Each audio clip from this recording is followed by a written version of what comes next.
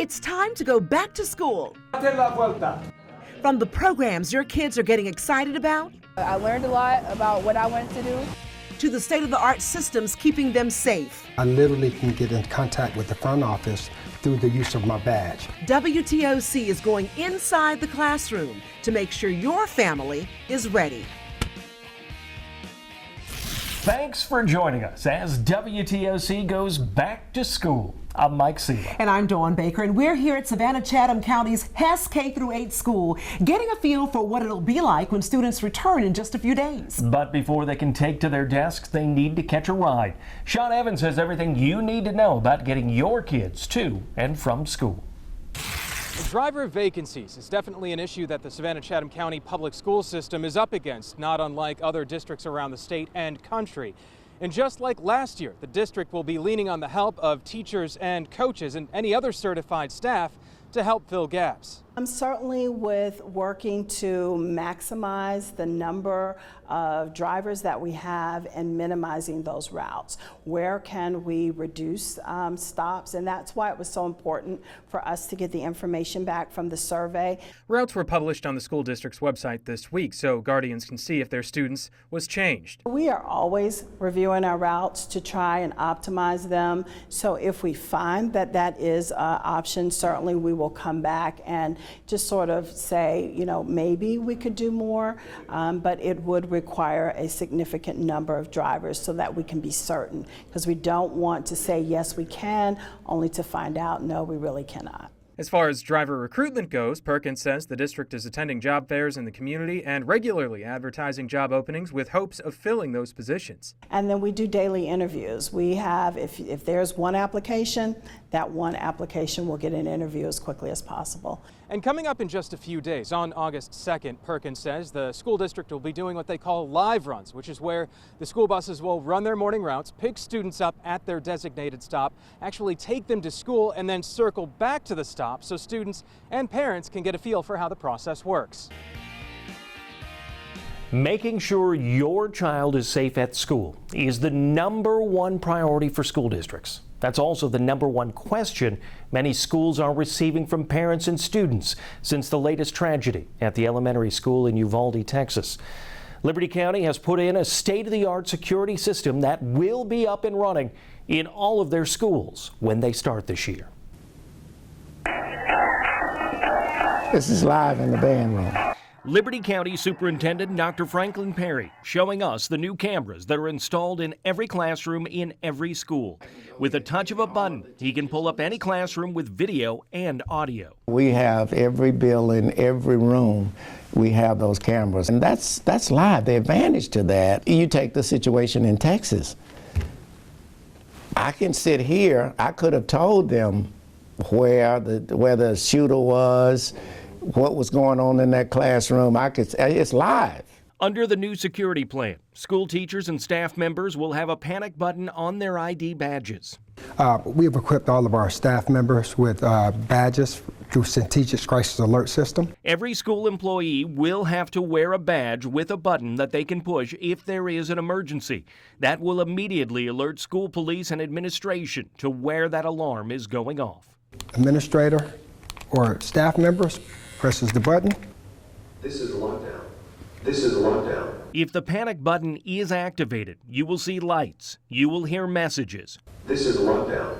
Ensure all students are inside a classroom and lock their doors. And essentially, if I find myself in a unique situation where there's some sort of immediate threat, or maybe just a teacher became ill or something, I literally can get in contact with the front office through the use of my badge. Dr. Perry calls this an important investment in school security. It's an educational tool, it's a safety tool, and it protects our teachers and our students. If something happened, somebody attacked them or whatever, we can go back and actually see it. But Dr. Perry says technology is not enough.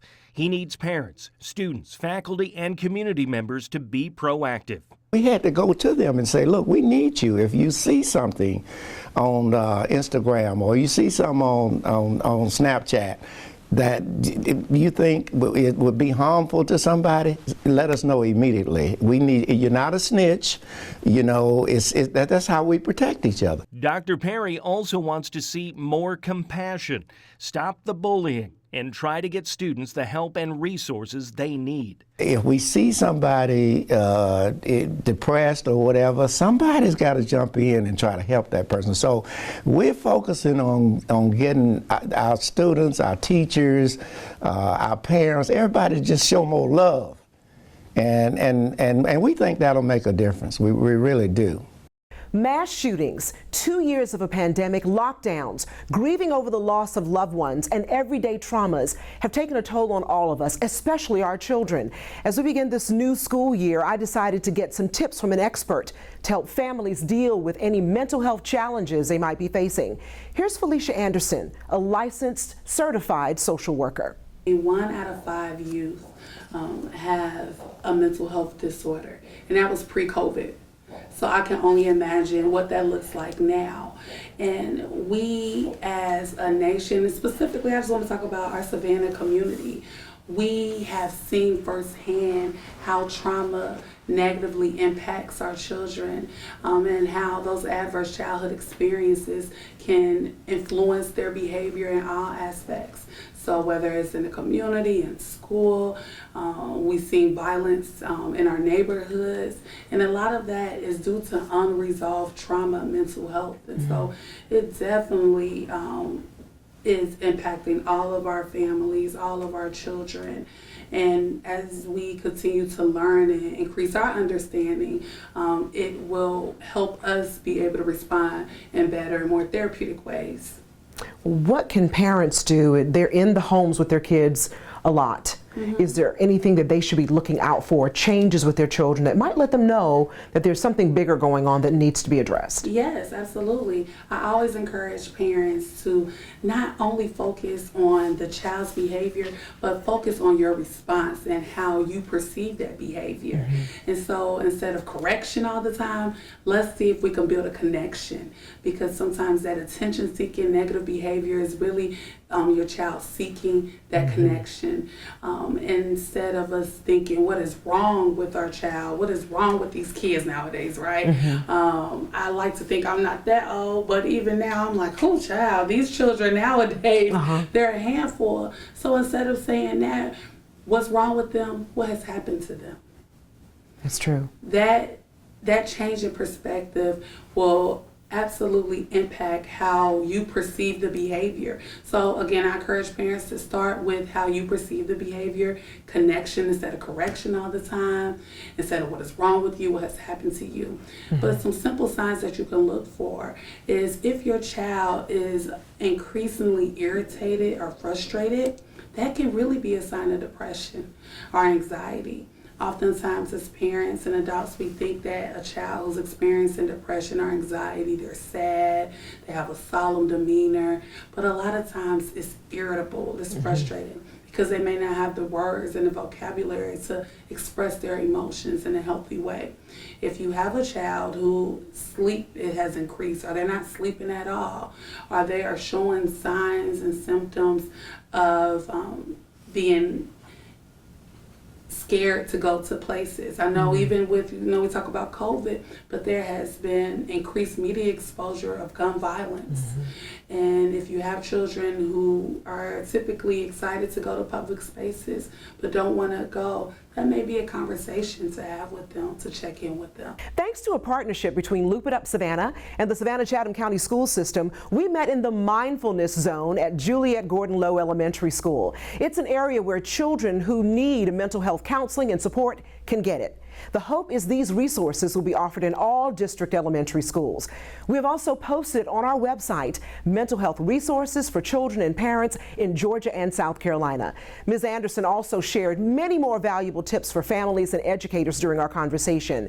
You can also watch our entire conversation in the same place on our website online. Supporting students. WTOC gets an inside look at how one district is looking out for students dealing with trauma. Plus, more teachers are staying at Savannah Chatham County schools, but the district says the search for fresh talent never ends. We're breaking down the impact teacher vacancies could have in your kids' classrooms. Student trauma is far more common than some may think. Teachers and school social workers are often the first resource they need to help navigate it. Alyssa Jackson sat down with Savannah Chatham County's Director of Student Affairs to find out how they respond. Trauma has no face, no name. Trauma is different for every child. In a district of around 37,000 students, Dr. Quintina Miller-Fields has a team of 23 social workers who intervene when a child experiences trauma. Students need to know that we care about them. We care about them as a person, not just a student in a building, but call them by name. Sometimes students want to be identified by name. In fact, Savannah Chatham partnered with the Savannah Police Department's East Side Precinct last year to get students the help they need sooner. When police are called to a scene or an incident and they notice a child is involved or a witness, they use an app called Handle with Care. It was created by the district so police can notify them about a student's encounter with law enforcement. Since its launch, the district has received 56 notifications from the app, and when they see the student at school the next day, they reach out. Hey, little Johnny, little Mary, are you okay? And if they go on to elaborate about the traumatic experience, and then we offer the student and or their family available community resources. For the teachers who are often the go-to for students, she says they're affected too. A clinician needs a couch sometime. As the upcoming school year gets closer, Dr. Fields says they are more than ready to meet students where they are and handle with care. We are here for our students. We are here for our staff. We're here for the community. And again, we do our best job, our best work. Getting in gear for the new year. We have tips from local experts on how to get your kids to sleep on time for that early alarm when WTOC Goes Back to School returns.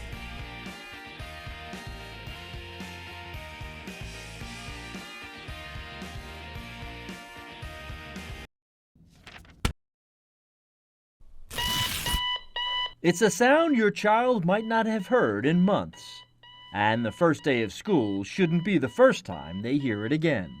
The best thing to do now is to make preparations.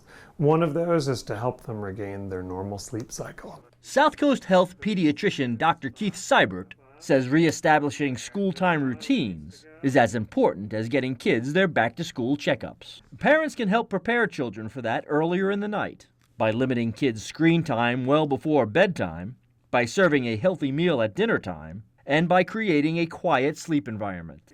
A father of 4, Dr. Seibert said his kids fell out of school routines within the first week of summer break, but that parents might have to be patient for those habits to be relearned. A lot of times kids need a couple days of being in school fully active before they're tired enough to fall asleep at a good hour, and that's the prerequisite for waking up at a good hour. More teachers are sticking around at Savannah Chatham County Public Schools after the pandemic showed them how important it is to hold on to teachers. But the district still needs to hire new teachers to fill the jobs others have left behind. Camille Syed tells us how staffing looks for the upcoming school year. Low teacher retention rates have been a topic of discussion nationwide. However, in upcoming school year for Savannah Chatham County Public Schools, those teacher retention rates are up about 2%. We can't ever stop recruiting teachers. SCCPSS Human Resources Director Dr. Michael Panton says preliminary retention rates are closer to the national average now at 16% compared to last year when the percentage was 14%. According to a presentation from the July 13th board meeting, the district hired 268 new teachers for the 2022-2023 school year. However, there's 75 classroom teacher vacancies, and 20 of those positions are in elementary schools. Principals are working with their master schedule to maximize scheduling and things of that nature. So I know that it would be an added, responsibility, but, we're all just working together to get through these times. Dr. Patton believes there are several reasons teachers are leaving the industry. As a former teacher herself, she says teachers also experience burnout. There's just a lot of pressures that are on teachers, and it can cause burnout. Among a need for teachers, the district lacks enough bus drivers, school resource and safety officers, custodians, and nutrition assistants. They're offering employees $250 for referring potential hires. Whether your student chooses college or career, the opportunities are endless. We'll introduce you to just one of the students proving it in the real world. Plus, 2 school districts are focusing one new investment on parents. We'll tell you what you should look for when you pass these signs. As students prepare to start a new school year, many already have an eye on the future. Administrators are helping students find their path and opening new doors along the way. Kyle Jordan looks at programs preparing students for what's next, whether it's college or a career. It starts with a vision. We're exposing kids early, letting them know that there are opportunities. Dr. Angie Lewis is Interim Executive Director for the Office of College and Career Readiness. She oversees a multitude of paths available to students in the Savannah-Chatham County Public School System. We're teaching our kids skills to last beyond high school. And they have the community behind them, with 75 business partnerships offering opportunities for students. Whether it be culinary, cosmetology, nail tech, engineering, you name it, we offer it. Yanela Biggins is proof the program works.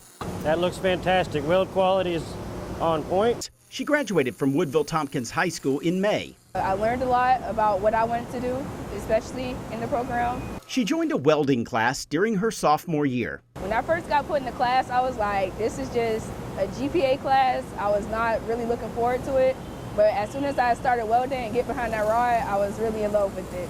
And that love has translated into a good-paying job just weeks after graduation. It's a huge accomplishment by itself. I have guys out here that have been doing this 15, 20 years, and she's hanging with them step by step all day, every day. The school system offers career, technical, and agricultural education in every high school and most middle schools. It holds a variety of career fairs during the year and the annual STEM Festival in January, all to open doors for thousands of new students like Yanela each spring. These students have an opportunity to graduate from high school and pursue a career, a life-changing career where they're making $20, $30 an hour straight out of high school. A local favorite is open for enrollment. We'll tell you how to lock in a slot at the YMCA before and after school. We often think about school technology that's used in the classroom to connect with students. 2 school districts in our area will add technology this year to connect with parents. Bureau Chief Dow Kennedy explains it all and why the location might surprise you. Call it a sign of the times. Visit Appling County Schools and you'll now see digital message boards as you enter. We now have one at each of the 5 schools, and we have one here at the district office too, in an effort to bring messages to parents in the community. Appling County and Bacon County each will have them this year. Bacon County anticipates having theirs by mid-August. It's the perfect time to roll those events and things that are happening, or spotlighting students that have received awards. Both say school districts can't take for granted that all parents or guardians use social media to keep up and stay informed. Both districts say the boards bring the information beyond the school halls and help meet parents where they are, literally behind the wheel. They're looking at those few minutes that some parents spend every day in the drop-off pickup lines as prime time to communicate with them about deadlines and upcoming events when that flyer they sent home may still be at the bottom of their student's backpack.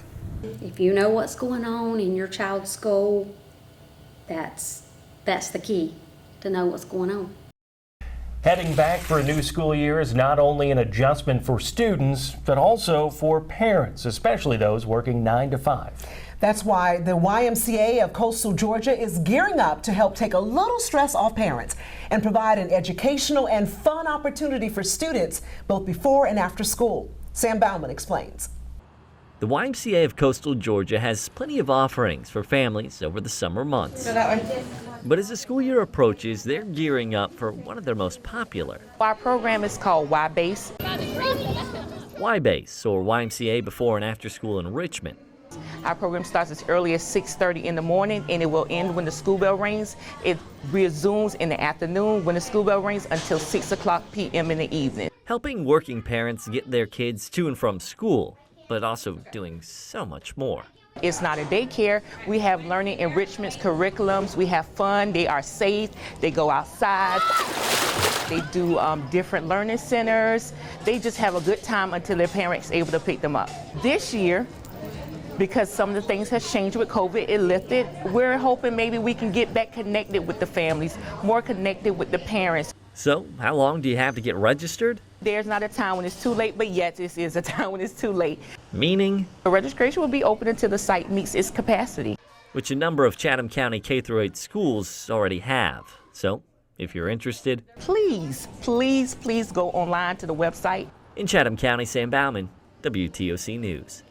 The K-8 Y-based program is offered in Chatham County and all of the surrounding counties, including their newest location in Statesboro. And we do have that resource and all the ones we've covered tonight posted online. Just go to WTOC.com. You'll find the special plus our district-by-district coverage as your kids head back to school on WTOC Plus as well.